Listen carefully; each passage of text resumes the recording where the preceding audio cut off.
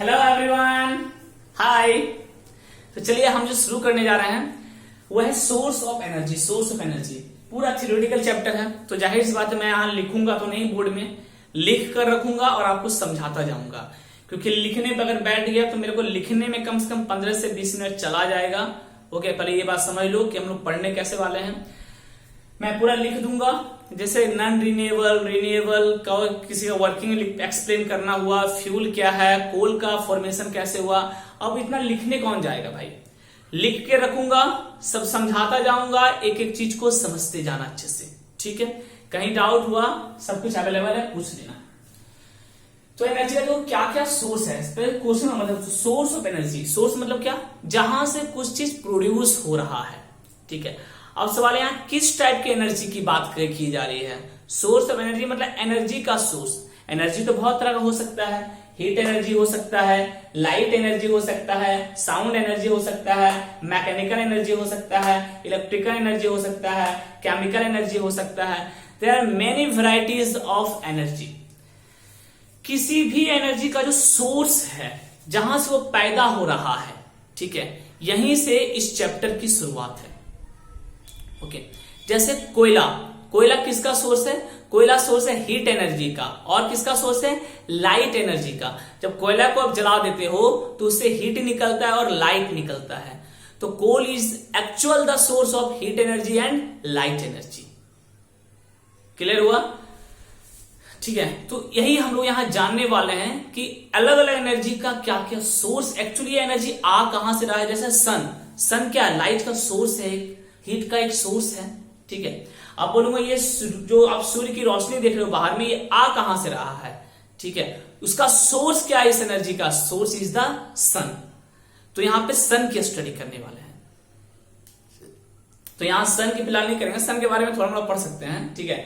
Fission fusion reaction, तो हम पता करेंगे सन पे कौन सा रिएक्शन हो रहा है, इतना बल्क अमाउंट में एनर्जी क्यों बन रहा है, ठीक है, बात करेंगे। तो यहीं पे उस एनर्जी के सोर्स के बारे में बात कर रहे हैं। जैसे पेट्रोल, पेट्रोल क्या है? एनर्जी का एक सोर्स है। देखो गाड़ी में डालो तो पेट्रोल से क्या होता है? चक्का घूमने लगता है। कौन सा एनर्जी? Mechanical energy.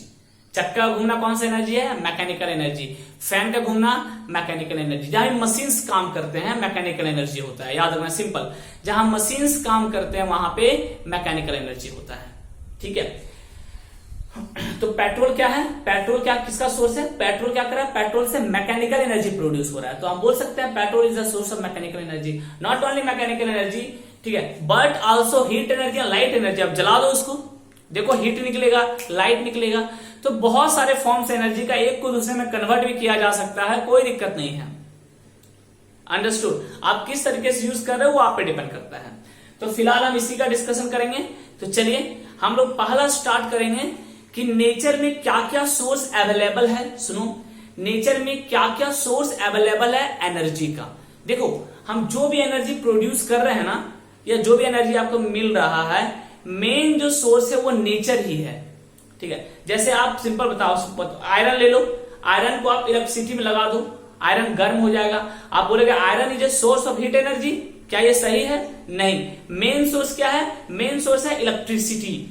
जो इलेक्ट्रिसिटी आयरन में आ रहा है, उससे उस इलेक्ट्रिसिटी से आयरन गर्म हो रहा है और आपको हीट एनर्जी मिल रहा है।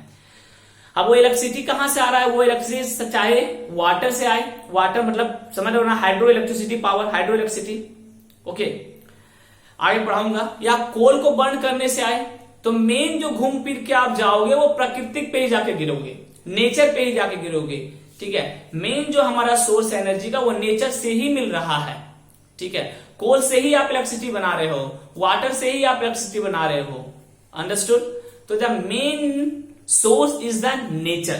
तो नेचर में किस टाइप का सोर्स अवेलेबल है एनर्जी का, क्या क्या सोर्स अवेलेबल है एनर्जी का, इसके बारे में पूरा स्टडी करेंगे।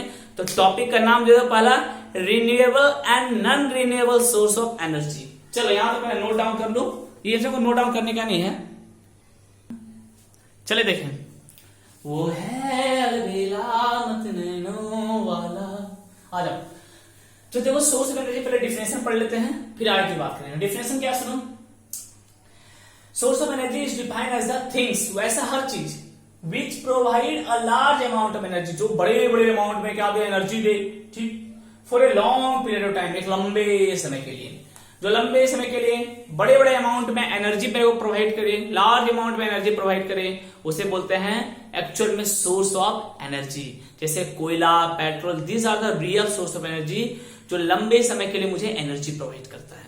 ठीक है, तो सोर्स ऑफ एनर्जी दो पार्ट में डिवाइड कर दिया। कोई पूछे how many types of source of energy, there are two type of source of energy. ठीक है, क्योंकि सोर्स ऑफ एनर्जी दो तरह का होता है, एक होता है रिन्यूएबल, एक होता है नॉन रिन्यूएबल, जिसे हम वापस पा सकते हैं और जिसे हम वापस नहीं पा सकते। दो पार्ट में इसको डिवाइड किया गया है सोर्स ऑफ एनर्जी को। ठीक है, नेचर में जो एग्जिस्ट करता है उसके अकॉर्डिंग में, तो वो सोर्स ऑफ एनर्जी तो बहुत सारा भाई। ठीक है, मैकेनिकल एनर्जी का अपना सोर्स, इलेक्ट्रिकल एनर्जी का अपना सोर्स, लाइट एनर्जी का अपना सोर्स, हीट एनर्जी का अपना सोर्स, केमिकल एनर्जी का अपना सोर्स, थर्मल एनर्जी का अपना सोर्स, हाइड्रो एनर्जी का अपना सोर्स, विंड एनर्जी का अपना सोर्स। ठीक है, तो सुनो, तो सोर्स तो बहुत सारा है। अभी किसके बारे में बात कर रहे हैं, जो नेचर में एग्जिस्ट करता है। ठीक है, source of energy in the basis of existence in nature. ठीक है, नेचर में जो एग्जिस्ट करता है, ओके, वहां पे दो तरह का एनर्जी एग्जिस्ट करता है, एक होता है रिन्यूएबल और एक होता है नॉन रिन्यूएबल। नेचर में दो तरह का ही एनर्जी का सोर्स है, एक एनर्जी का सोर्स है रिन्यूएबल, दूसरा है नॉन रिन्यूएबल। अच्छे समझते जाना। रिन्यूएबल मतलब इसका तो बहुत सारा नाम है, सुनो, किसी भी नाम से एग्जाम में आ सकता है, सारा नाम बुक में लिखा हुआ नहीं मिलेगा आपको एक जगह। ठीक है, अभी बता रहा हूं, सुन लो। पहला जैसे है रिन्यूएबल, मेन यही नाम से आएगा मेजर, लेकिन कहीं कहीं अगर क्वेश्चन ट्रिक करना हुआ तो वो आपको बोल देगा इन एग्जॉस्टेबल सोर्स ऑफ एनर्जी। इसी का नाम क्या है, इन एग्जॉस्टेबल सोर्स ऑफ एनर्जी, और इसी का नाम क्या है, non conventional source of energy. तो रिन्यूएबल का दो और नाम है, एक होता है इन एग्जॉस्टेबल सोर्स ऑफ एनर्जी और एक होता है non conventional source of energy. अब होता क्या, सुनो, देखो, रिन्यूएबल, रिन्यू मतलब समझते हो, रिसाइकल। रिन्यू मतलब होता है रिसाइकल करना, अभी याद रखना, याद नहीं है तो आपको, शायद आप पढ़े होंगे। ठीक है, रिन्यू रिसाइकल का ये सिनोनिम्स है, सिनोनिम्स मतलब सिमिलर वर्ड। ठीक है, रिन्यू मतलब होता है रिसाइकल करना, और रिसाइकल करना मतलब होता है जो अपने आप फिर से बन जाए, जो अपने आप फिर से बन जाए। ठीक है, जैसे विंड एनर्जी, क्या कभी हवा खत्म होगी? क्या आप सांस ले रहे हो 10 साल से, कभी ऊपर वाले को दिया है बिल? हॉस्पिटल में जाओगे, एक कंटेनर का वो पता है 5000 लगता है। ठीक है, इन वन डे अगर आपको मास्क लगा के, वो क्या बोलते हैं उसे, अच्छा जो भी है, लगा कर रखा ना, तो in one day you have to pay 5000। ठीक है, एक दिन में आप एक कंटेनर हम लोग जनरली यूज कर लेते हैं। ठीक है, और उससे 5000 आपको हॉस्पिटल में पे करना पड़ता है, ये फिक्स रेट है हॉस्पिटल का, सुन लो ध्यान से। ठीक है, हम लोग 30 साल से खींचे जा रहे हैं, 1 रुपया आज तक नहीं दिए। ठीक है, क्या, कौन सा एनर्जी है? Wind is a renewable source of energy, कभी खत्म नहीं होने वाला। तो थोड़ा सा ऊपर वाले का धन्यवाद भी कर देना कभी। ठीक है, चलो, तो ये है आपका renewable source of energy. Solar energy, sun से लाइट लिए जा रहे हो हजारों साल से, क्या कभी पे किए? कुछ नहीं। क्या कभी खत्म हुआ? ये नहीं, अभी भी उतना ही अमाउंट में एनर्जी है उसमें, सोलर एनर्जी। ये भी क्या है? रिन्यूएबल, अपने आप रिन्यू हो रहा है, अपने आप रिसाइकल हो रहा है, अपने आप बन रहा है। Ocean thermal energy, ocean thermal energy क्या है? समुद्र का जब टेम्परेचर डिफरेंस के कारण हम लोग इलेक्ट्रिसिटी प्रोड्यूस करते हैं, एनर्जी लेते हैं। कैसे लेते हैं आगे पढ़ेंगे, अब इसके बारे में डिटेल्स में नहीं जा रहे हैं, सिर्फ बस ऐसे ही बता रहा हूं। ठीक है, सिंपल यार, टेम्परेचर डिफरेंस के कारण जो लेते हैं वही मेरा ocean thermal energy. Hydro energy मतलब वाटर को फ्लो करके जो इलेक्ट्रिसिटी प्रोड्यूस करते हैं डैम में क्या होता है? वाटर के फ्लो से हम लोग इलेक्ट्रिसिटी लेते हैं। ठीक है, ये भी क्या है? Hydro energy. ओके, रिन्यूएबल है। वुड में बड़ा कंफ्यूजन होता है बच्चा लोग, सुन लो, बहुत सारा बुक लिखता है नॉन रिन्यूएबल, बहुत सारा बुक लिखता है रिन्यूएबल। एक्चुअली आपको क्या आएगा, आप रिन्यूएबल लिखना। क्यों? क्योंकि वुड को हम लोग डेवलप कर सकते हैं खुद से, बहुत सारा पेड़ लगा रहे हैं तो बहुत सारे वुड प्रोड्यूस हो जाएंगे। या फिर जंगल में भी क्या होता है, लकड़ी अगर कटती है तो जंगल क्या करता है, दूसरा लकड़ी या दूसरे पेड़ को जन्म दे देता है वो। ठीक है, तो this is a renewable source of energy. हाँ, बहुत बल्क अमाउंट में अगर कटिंग होने लगी तो फिर वो इसमें शिफ्ट हो सकता है। ठीक है, हालांकि अभी मेरे पास ये है रिन्यूएबल सोर्स ऑफ एनर्जी में।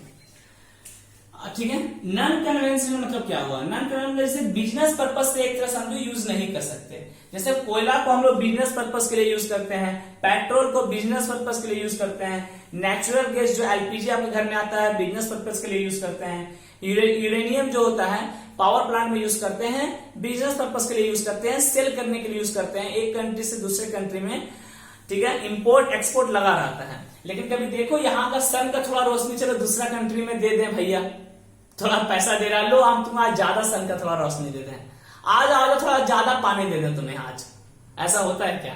आज आ जाओ थोड़ा सा तुम्हें ज्यादा हवा भेज देते हैं, आ जाओ। नहीं नहीं नहीं, ऐसा नहीं होता। यानी ये है non conventional source of energy. याद रखना, कैसे याद रखोगे?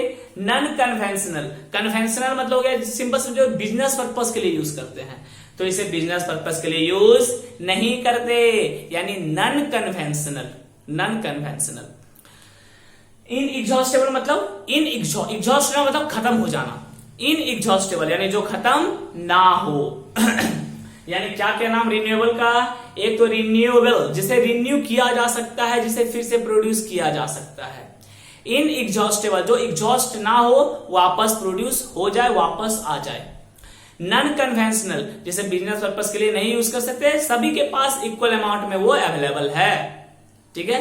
नॉन कन्वेंशनल 3 नाम है, क्लियर हो गया होगा। अब आ जाओ non conventional source of energy में। नॉन कन्वेंशनल का नाम क्या है? उसका उल्टा एग्जॉस्टेबल, जो खत्म हो जाएगा कभी ना कभी कहीं ना कहीं जाकर, ठीक है। कन्वेंशनल जिसे बिजनेस पर्पस के लिए यूज करते हैं, ठीक है। जैसे कोयला, कोयला क्या है? Non conventional. Non conventional sorry कोयला क्या है? कन्वेंशनल, क्योंकि बिजनेस पर्पस के लिए यूज करते हैं। और नॉन रिन्यूएबल, दोबारा रिन्यू नहीं कर सकते। एक बार अगर कोयला खत्म हुआ धरती पे, दोबारा वो आप प्रोड्यूस नहीं कर सकते, क्योंकि ये मिलियन एंड मिलियन ईयर्स में बनता है, यानी लाखों करोड़ों साल में जाके ये कोयला तैयार, लाखों करोड़ों साल नहीं, ज्यादा बोल गया, 10 साल लगभग, 10 साल नहीं क्या बोला उसको, ठीक है 10 समझ लो ना, 10 मिलियन ईयर्स या मिलियन ईयर्स लग जाते हैं। 1 मिलियन में होता है 10 लाख, 10 लाख यस, 10 लाख ईयर्स में तैयार होता है ये कोयला जो हो गया, ठीक है। तो बहुत बहुत लंबे समय में ये सब तैयार होता है। पेट्रोल हो गया, ओके, 10 लाख ईयर्स लग जाते हैं। 10 लाख ईयर्स समझ लो आप, 10 लाख साल, ठीक है। तो एक बार ये अगर कोयला खत्म हो गया, पेट्रोल खत्म हो गया, नेचुरल गैस खत्म हो गया, यूरेनियम खत्म हो गया, आपकी औकात नहीं आए कि आप इसका फिर से फॉर्मेशन कर लो, ठीक है, क्योंकि ये प्राकृतिक से बनता है, बहुत सारे animals, dead animal, dead plant से बनता है, ओके। ये तभी फिर दोबारा बन सकता है अगर ये अर्थ पूरा डिस्ट्रॉय हो जाए, ठीक है, सब वापस धरती के अंदर समा जाए, तो फिर कोयला और पेट्रोल का फॉर्मेशन हो सकता है, अदरवाइज पॉसिबल नहीं है। यानी एक बार अगर खत्म हो गया, दोबारा इसे रिन्यू नहीं कर सकते, दोबारा आप खुद से नहीं बना सकते, इसे बोला जाता है non renewable source of energy, but conventional source of energy and exhaustible source of energy. तो जल्दी से पूरा उतार लो, पूरा यहां तक जितना हो सका समझा दिया। इसके बाद मैं दोनों का डिफिनेशन लिख दूंगा और फिर आगे चलेंगे। चलो उतार लो। तो डिफिनेशन सिंपल सा है, लिख लो। आसान डिफिनेशन बनाया, ठीक है, आसानी लिखना। The source of energy which continuously produced by the nature, जो नेचर द्वारा कंटिन्यूअस प्रोड्यूस होता रहे, इफ एग्जॉस्टेड, अगर खत्म भी हो गया तो, यानी अगर खत्म भी हो गया तो भी कंटिन्यू प्रोड्यूस होता रहेगा, यह renewable source of energy. The source of energy which does not produce by the nature, जो नेचर द्वारा प्रोड्यूस ना हो, इफ वंस एग्जॉस्टेड, अगर एक बार खत्म हो गया तो दोबारा प्रोड्यूस नहीं हो पाएगा, यह है non renewable source of energy. जल्दी से उतार लो इसको। तो चलो एक क्वेश्चन आपके सामने, what are the characteristics of good source of energy. सुनो, या पूछे what are the characteristics of good fuel, एक अच्छा सोर्स ऑफ एनर्जी कौन हो सकता है, या एक अच्छा फ्यूल का कैरेक्टरिस्टिक्स क्या है। दोनों का आंसर सेम है, ध्यान रखना। फ्यूल क्या होता है? ऐसा सब्सटेंस जिसको जलाने पे हीट प्रोड्यूस करे, ऐसा सब्सटेंस जिसको बर्न करने पे एनर्जी प्रोड्यूस करे। एक सिंपल सी बात है, हीट हटा दो, हीट लाइट कुछ प्रोड्यूस कर सकता है, एनर्जी प्रोड्यूस करे जिसको बर्न करने पे, उसे बोलते हैं फ्यूल। जैसे क्या हो गया, कोल हो गया, पेट्रोल हो गया, दिस ऑल आर फ्यूल्स, ठीक है। अभी फ्यूल्स का भी डेफिनेशन लिखवा दूंगा, डोंट वरी, सब लिखवा दूंगा। तो बोलेगा एक अच्छा फ्यूल का कैरेक्टरिस्टिक बताइए या अच्छा सोर्स ऑफ एनर्जी का कैरेक्टरिस्टिक्स बताइए क्या क्या है। तो सिंपल सिंपल कैरेक्टरिस्टिक है, ध्यान से सुनना। पहला क्या, it must which is cheaply available and cheap and easily available. पहला कैरेक्टरिस्टिक क्या है, जो चीप हो, जो सस्ता हो और आसानी से अवेलेबल हो जाए। जैसे कोयला हो गया, सस्ता है, आसानी से अवेलेबल हो जाता है, तो इसके लिए वो सही है। लेकिन बहुत सारे चीजों में कोयला फेल भी हो जाता है, क्यों?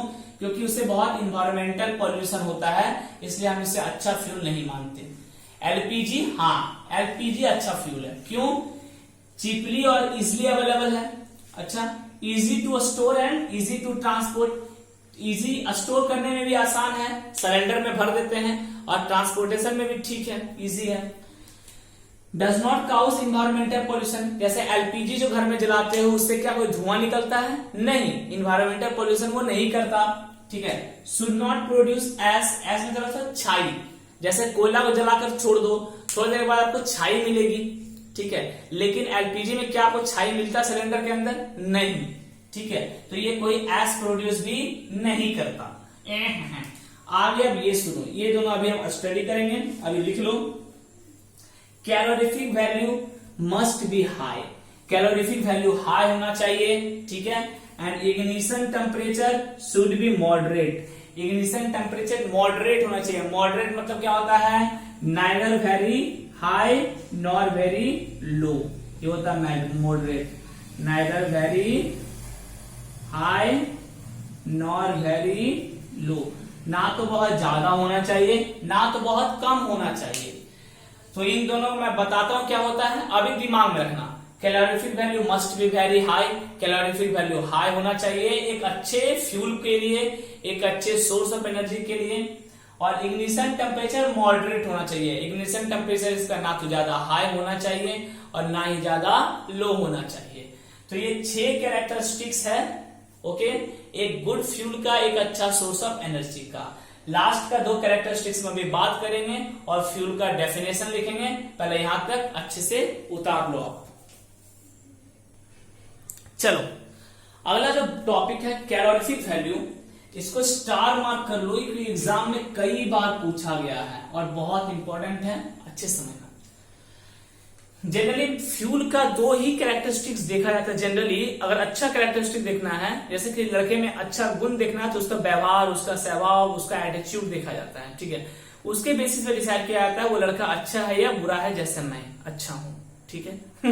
आ जाओ, उसी तरह फ्यूल का मेन 2 कैरेक्टरिस्टिक्स होता है, कैलोरीफिक वैल्यू और इग्निशन टेम्परेचर। पहले फ्यूल क्या होता है ये समझ लो।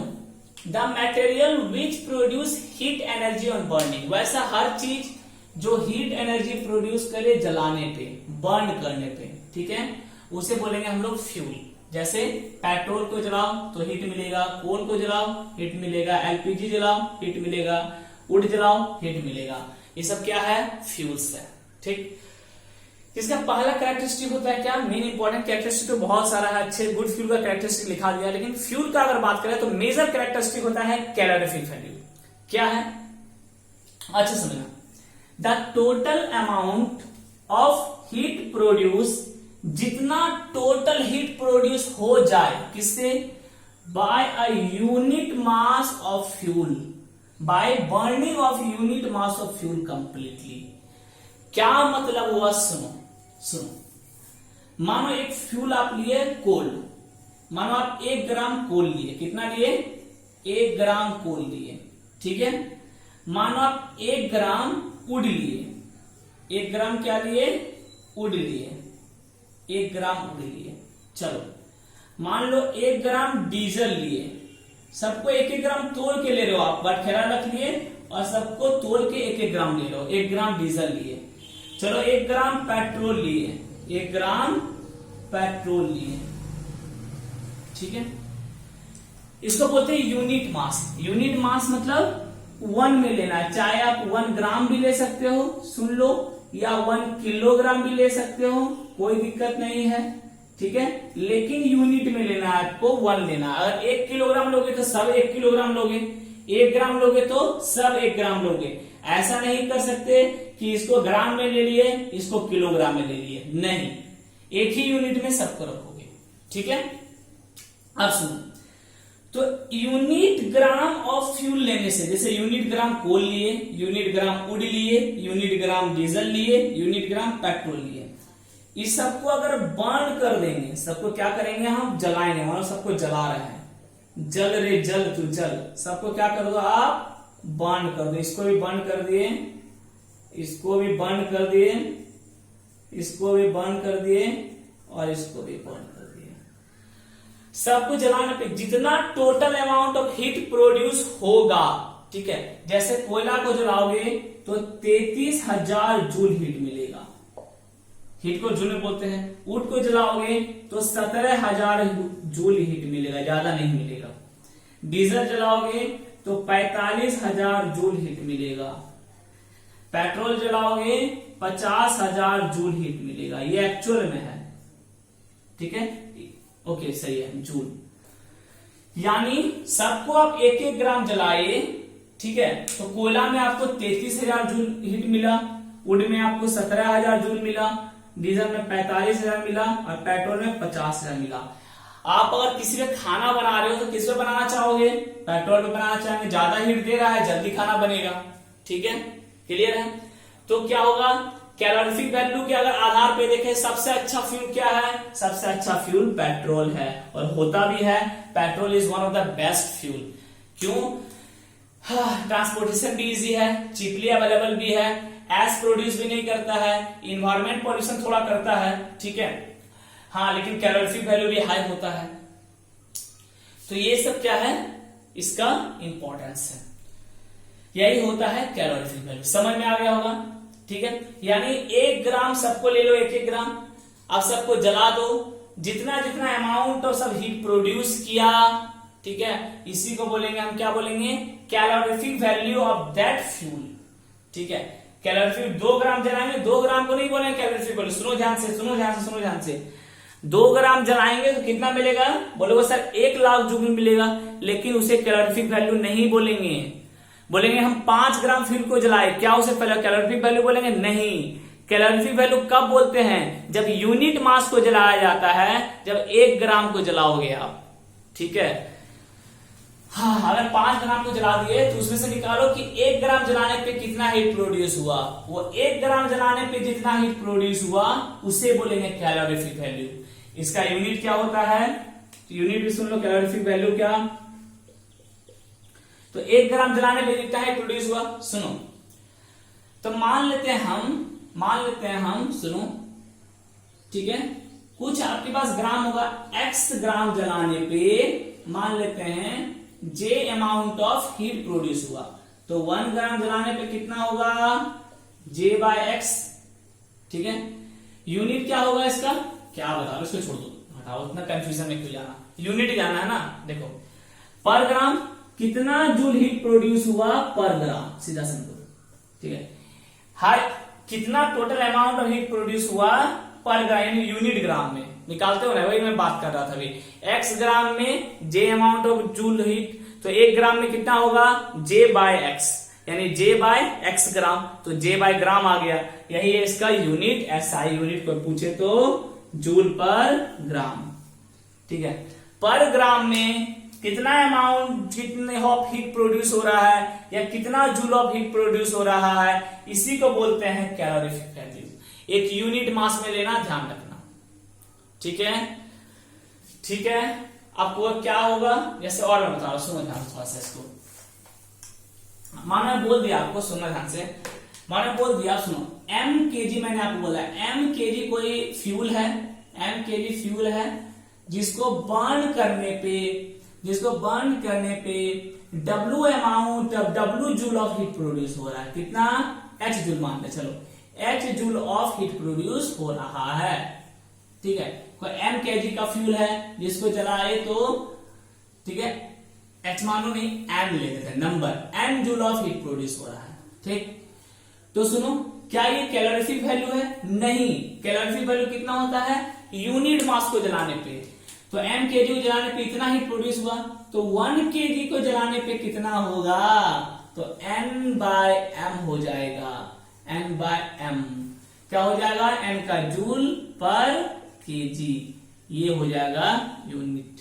जूल पर ग्राम, ये जूल पर केजी हो यहाँ पे, चलो कोई बात नहीं, अभी एसआई नहीं है, यूनिट में ध्यान रखना।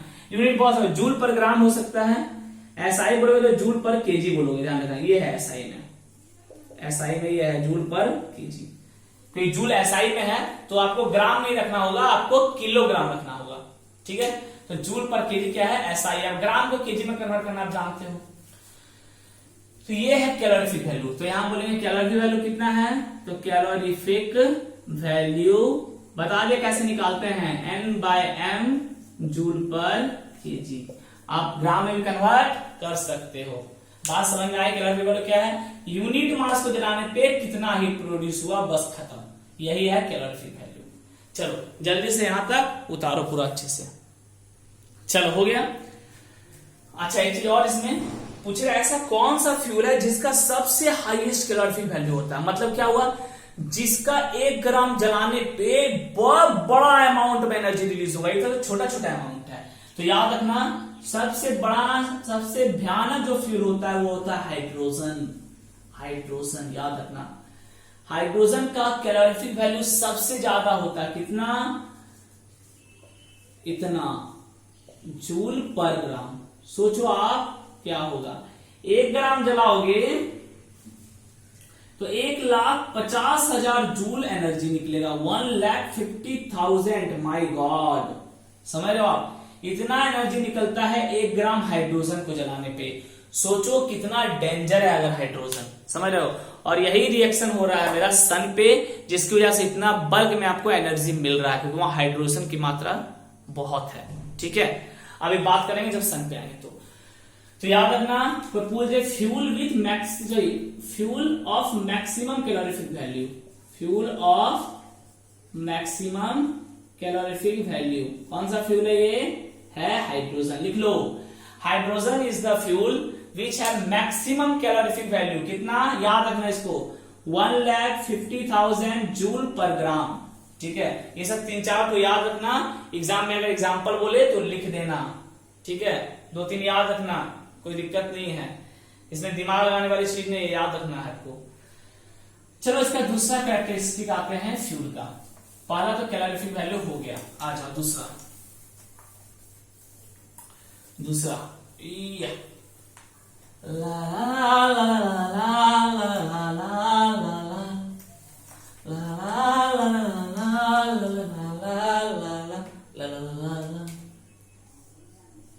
चलो दूसरा कैरेक्टरिस्टिक आता है। दूसरा क्या है, इग्निशन टेम्परेचर। दूसरा क्या है, इग्निशन टेम्परेचर, ठीक है। समझा दे रहा हूं क्या है, सुनो। देखो, जो मिनिमम टेम्परेचर रिक्वायर्ड होता है किसी भी फ्यूल को जलने के लिए, ठीक है, द मिनिमम टेम्परेचर रिक्वायर्ड, देखो लिखने में टाइम पास होगा और कुछ नहीं, इसलिए मैं लिखना नहीं चाहता। The minimum temperature required to burn any fuel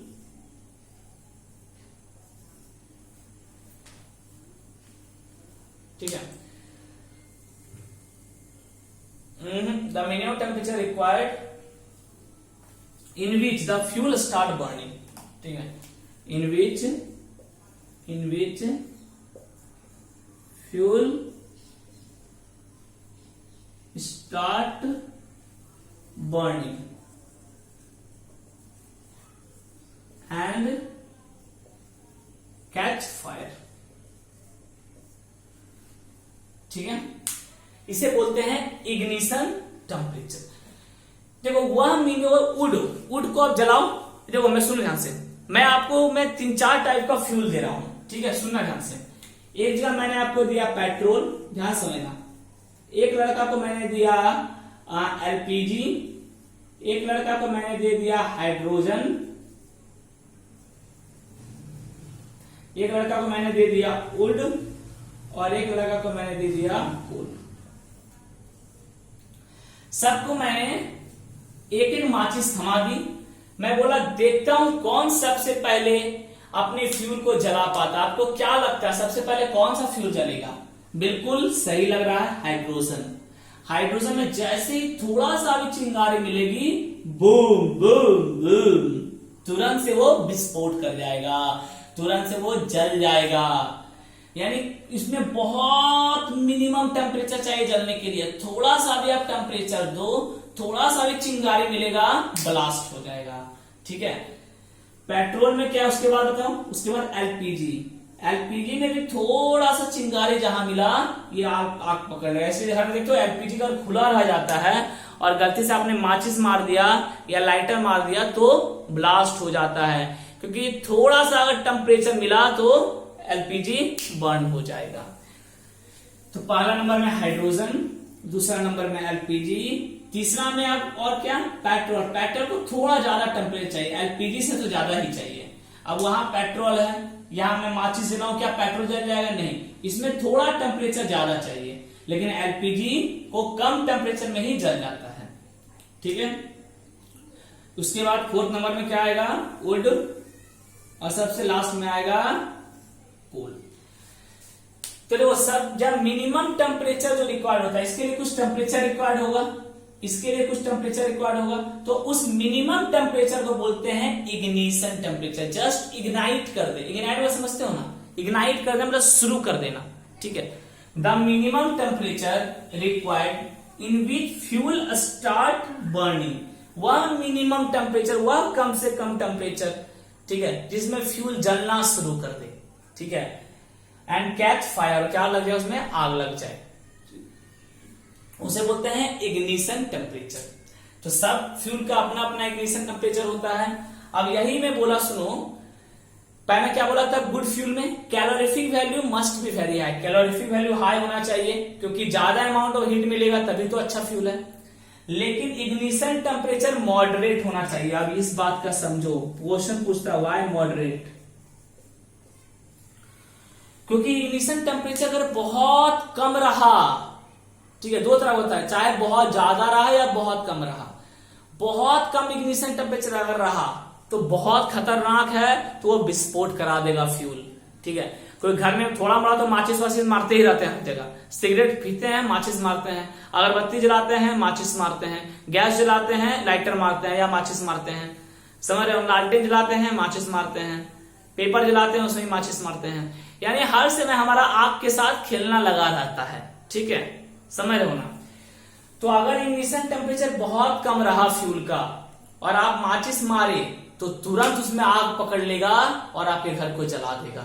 यानी बहुत कम इग्निशन टेम्परेचर वाला फ्यूल मेरे को नहीं चाहिए, इसलिए हम हाइड्रोजन यूज नहीं करते हैं। क्वेश्चन आया है सीबीएसई में, why hydrogen not used as a good fuel although it have high calorific value. यही क्वेश्चन आया सेम टू सेम, कि हाइड्रोजन का कैलोरीफिक वैल्यू बहुत हाई होता है। हाँ, और हम जानते हैं जिसका कैलोरीफिक वैल्यू हाई है वो एक अच्छा फ्यूल है। हाँ, तो हाइड्रोजन अच्छा फ्यूल क्यों नहीं है? क्योंकि हाइड्रोजन का इग्निशन टेम्परेचर बहुत बहुत बहुत कम होता है।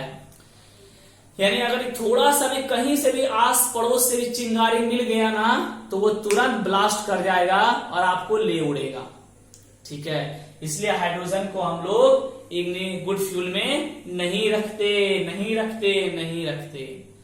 यानी बहुत लो इग्निशन टेम्परेचर नहीं चाहिए, बहुत हाई इग्निशन टेम्परेचर भी नहीं चाहिए। ऐसा नहीं कि दिन में आग जला के बैठे हैं, शाम तक ए भाई जल जा, अब तो जल जा। ठीक है, तो ऐसा भी इग्निशन टेम्परेचर नहीं चाहिए। ठीक है, यानी जैसे भींगा हुआ लकड़ी का इग्निशन टेम्परेचर बहुत ज्यादा होगा, आप बैठे रहोगे शाम तक, तब कहीं जाके भींगा हुआ लकड़ी जलेगा। ठीक है, तो इग्निशन टेम्परेचर कैसा होना चाहिए? मॉडरेट होना चाहिए, बीच का होना चाहिए, ना तो बहुत कम ना तो बहुत ज्यादा, ना तो बहुत तुरंत आग पकड़ ले ना तो बहुत लेट से आग पकड़े, बीच में रहना चाहिए। थोड़ा सा 5 मिनट तक आग जलाए रहें, उसके बाद वो पकड़ ले।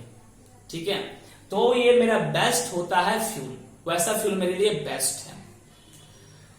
पहले इतनी सी बात समझ में आई। ठीक है, तो इग्निशन टेम्परेचर क्या हो गया? The minimum temperature required in which fuel start burning and catch fire. ठीक है, वह मिनिमम टेम्परेचर बोलते हैं इग्निशन टेम्परेचर, और ये मॉडरेट होना जरूरी है। अभी क्वेश्चन में आएंगे 2-3 इस पे, यहां तक लिख लो। तो चलो ये क्वेश्चन पूछा जाता है, ठीक है।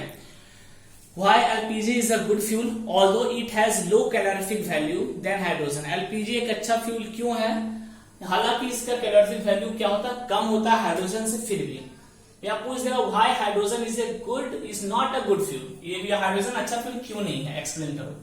तो सिंपल सा आंसर है, देखो, it is true that hydrogen possess a very high calorific value, ये सच है, but the ignition temperature of hydrogen is very very low, बहुत कम होता है ignition temperature, thus it can catch fire even at very low temperature, यानी कम से कम टेम्परेचर में भी ये क्या करेगा, आग पकड़ लेगा, ठीक है। दस काउज, ठीक है, एंड में काउज एक्सप्लोजन, और एक्सप्लोजन भी हो सकता है, ब्लास्ट भी करवा सकता है ये, इसलिए क्या होता है, ये बहुत डेंजर है, ठीक है। इसलिए हाइड्रोजन को हम लोग यूज नहीं करते एज अ फ्यूल। जल्दी से उतार लो फास्ट। चलो, एक इस टाइप का क्वेश्चन अमूमन पूछा जाता है, जैसे एक कोई फ्यूल ए है, ठीक है, और एक कोई फ्यूल बी है, ओके। फ्यूल ए का कैलोरीफिक वैल्यू दे दिया 80 किलो जूल पर ग्राम, एक ग्राम में 80 किलो जूल एनर्जी प्रोड्यूस कर रहा है, यानी आप बोल सकते हो अगर 1000 में करोगे तो 80,000 जूल पर ग्राम प्रोड्यूस करता है। जबकि बी जो है वो बस 65,000 जूल पर ग्राम प्रोड्यूस करता है, ठीक है। लेकिन प्रॉब्लम क्या है, इसका इग्निशन टेम्परेचर लो है और इसका इग्निशन टेम्परेचर हाई है। वो रहा है question, which of this two is a better fuel, which of this two is better fuel. अब देखो, सुनो ध्यान से, देखो 18 डिग्री तो बेशक आप अगर कैलोरीफिक वैल्यू देखोगे, सुनो ध्यान से, कंफ्यूजन क्या होता है ऐसे क्वेश्चन में, ये बता रहा हूं। अगर आप कैलोरीफिक वैल्यू के आधार पे डिसीजन लोगे तो आप बोलोगे ये अच्छा फ्यूल है भाई, ठीक है, A is good fuel than B, A is good fuel than B, क्यों, ए का कैलोरीफिक वैल्यू ज्यादा है। और इग्निशन टेम्परेचर देखोगे तो इग्निशन टेम्परेचर तो लो नहीं होना चाहिए, इग्निशन टेम्परेचर मॉडरेट होना चाहिए, तो इसका इग्निशन टेम्परेचर बहुत कम है, तो आप बोलोगे B is a better fuel than A. तो किसका बात माने, तो इसमें कंफ्यूजन होता है, बस इसलिए मैंने क्वेश्चन दिया कि इग्निशन टेम्परेचर देखें या कैलोरीफिक वैल्यू देखें। तो देखो भैया, एक सीधी सी बात है, जान है तो जहान है, बस इसी में इसका जवाब है, ठीक है। अगर आप इसको यूज करते हो, सोचो ए नंबर को 80 डिग्री सेल्सियस टेम्परेचर समझ रहे हो, जो जनरली होता है, ठीक है। ठंड में आपका टेम्परेचर गिर जाता है 20 डिग्री पे, यानी उस टेम्परेचर पे भी ये आग पकड़ लेगा। ठंड में आपका टेम्परेचर 20 पे जाके गिर जाता है, ठीक है, उस ठंडी में भी ये आग पकड़ लेगा। और ऐसे में अगर आग पकड़ लिया तो बहुत दिक्कत है, इतने लो टेम्परेचर में अगर आग पकड़ लिया तो आपके पूरे घर को जला देगा, समझ रहे हो। पता चला आप घर में फ्यूल ए रख कर गए हो अपने बेड पे, ठीक है, धूप थोड़ी ज्यादा हो गई, टेम्परेचर 18 से ज्यादा हो गया, आपका फ्यूल का पूरा बेड ही जला दिया, तो दिस इज वेरी डेंजरस। तो हम इग्निशन टेम्परेचर को प्रीफरेंस देंगे अगर बहुत लो है तो, क्योंकि जान ही चला जाएगा तो फ्यूल को यूज करके क्या करोगे, ठीक है। तो यहां पे क्या होगा, हम बोलेंगे B is a better fuel. हालांकि इसका कैलोरीफिक वैल्यू थोड़ा कम है, बिल्कुल है, ये ज्यादा हीट दे रहा है, ठीक है, लेकिन फिर भी ये मेरे लिए अच्छा फ्यूल नहीं है, क्योंकि इसका इग्निशन टेम्परेचर बहुत लो है और ये मेरे लिए खतरनाक है। जैसे हाइड्रोजन का कैलोरीफिक वैल्यू बड़ा सा था, लेकिन हम इसको कभी भी अच्छा फ्यूल नहीं बोले हाइड्रोजन को, क्योंकि उसका कैलोरीफिक वैल्यू बहुत कम, इग्निशन टेम्परेचर बहुत कम था हाइड्रोजन का। तो पहला प्रेफरेंस आप दोगे इग्निशन टेम्परेचर को। अगर इग्निशन टेम्परेचर बहुत कम है, तुरंत उस फ्यूल को साइड कर दो, वो फ्यूल हम यूज नहीं कर सकते, बहुत कम इग्निशन टेम्परेचर वाला फ्यूल मेरे लिए डेंजर है वो। तो ऐसे केस हम चूज करेंगे fuel B is the best fuel to use, best fuel to use. तो बोला कौन सा बेटर फ्यूल है, तो बी मेरा बेटर फ्यूल है, ठीक है। क्योंकि इसका इग्निशन टेम्परेचर मॉडरेट है, 45 डिग्री सेल्सियस है, 18 डिग्री सेल्सियस नहीं है। जल्दी से इसे भी उतार लो। चलिए, ये सब कुछ छोटा छोटा क्वेश्चन है जो पूछा जाता है, खासकर ये ऊपर वाला, इसको तो याद रख लीजिएगा आप, ये पूछा भी गया है बहुत बार, ठीक है। होता है increasing order of calorific value में अरेंज कीजिए या decreasing order of calorific value में अरेंज कीजिए। किसका कैलोरीफिक वैल्यू सबसे कम, किसका ज्यादा, तो ये आपको याद रखना है, दिमाग मत लगाना इसमें। सबसे कम कैलोरीफिक वैल्यू होता है डंक केक का, यानी गोबर वाला देखते हो ना, गोबर का जो लोग थोप देते हैं टपाक, जहां दीवार मिला मार दिए, तो उसका सबसे कम कैलोरीफिक वैल्यू होता है, वो सबसे कम हीट देता है। उससे ज्यादा हीट देता है वुड, उससे ज्यादा कोल, उससे ज्यादा अल्कोहल, अल्कोहल से ज्यादा डीजल, डीजल से ज्यादा केरोसिन, केरोसिन से ज्यादा पेट्रोल, पेट्रोल से ज्यादा नेचुरल गैस। इसी के अंदर अलग अलग कैटेगरी आता है, बायोगैस भी आता है, एलपीजी आता है। लमसम में सबका कैलोरीफिक वैल्यू 30 से 50 के बीच वैरी करता है, ठीक है। 30 से 50 किलो जूल, यानी 30,000 से 50,000 किलो जूल के, सॉरी 30,000 से 50,000 जूल के बीच में लगभग कैलोरीफिक वैल्यू रहता है सबका। उससे नेचुरल गैस ज्यादा होता है मीथेन, और मीथेन से ज्यादा हाइड्रोजन। तो ये कैलोरीफिक वैल्यू का इंक्रीजिंग ऑर्डर में मैंने अरेंज कर दिया। डिक्रीजिंग बोले तो उल्टा ले जाना, या क्या करेगा इसी में, तो वो 5 पिकअप कर देगा, बोल देगा वुड है, केरोसिन है, हाइड्रोजन है, मीथेन है, नेचुरल गैस है। बोलेगा इन पांचों को इंक्रीजिंग ऑर्डर में अरेंज करो, इन पांचों को decreasing order of calorific value में अरेंज करो। कर लोगे आराम से, बिल्कुल याद रखना, इससे बाहर कुछ नहीं आएगा, सिंपल सी बात है। इधर आ जाओ, दूसरा पूछता है कि क्या क्या हार्मफुल गैसेस रिलीज होता है फ्यूल से। हालांकि आपको ये पता है, फिर भी मैंने लिख दिया। कार्बन डाइऑक्साइड रिलीज होगा, कार्बन मोनोऑक्साइड होगा, सल्फर डाइऑक्साइड होगा, सल्फर ट्राइऑक्साइड होगा। These are harmful gases release by burning of fuel, ठीक है। बोले इग्निशन टेम्परेचर के इंक्रीजिंग या डिक्रीजिंग ऑर्डर में अरेंज करो, तो सबसे कम इग्निशन टेम्परेचर होता है हाइड्रोजन का, उससे थोड़ा ज्यादा मीथेन का, उससे ज्यादा इग्निशन टेम्परेचर चाहिए एलपीजी का, उससे ज्यादा पेट्रोल का, पेट्रोल में डीजल केरोसिन सब एक ही कैटेगरी में आ जाएगा। उससे ज्यादा वुड को चाहिए इग्निशन टेम्परेचर, उससे भी ज्यादा चाहिए कोल को, ठीक है। तो ये इग्निशन टेम्परेचर के इंक्रीजिंग ऑर्डर में है, उसको उतार लो, ओके। और आज की क्लास हम यही आज क्लोज करेंगे, ओके। मेरे ख्याल से सबको मजा आया होगा। अगले क्लास में हम लोग स्टार्ट करेंगे आप कन्वेंशनल सोर्स ऑफ एनर्जी, या एक मेजर पार्ट आज आपका हो गया, ठीक है। अभी ज्यादा नहीं खींचेंगे, तो मिलते हैं आपसे अगली क्लास में। तब तक बढ़िया से पढ़ाई करें, अच्छे से पढ़ाई करें। Wish you very all the best.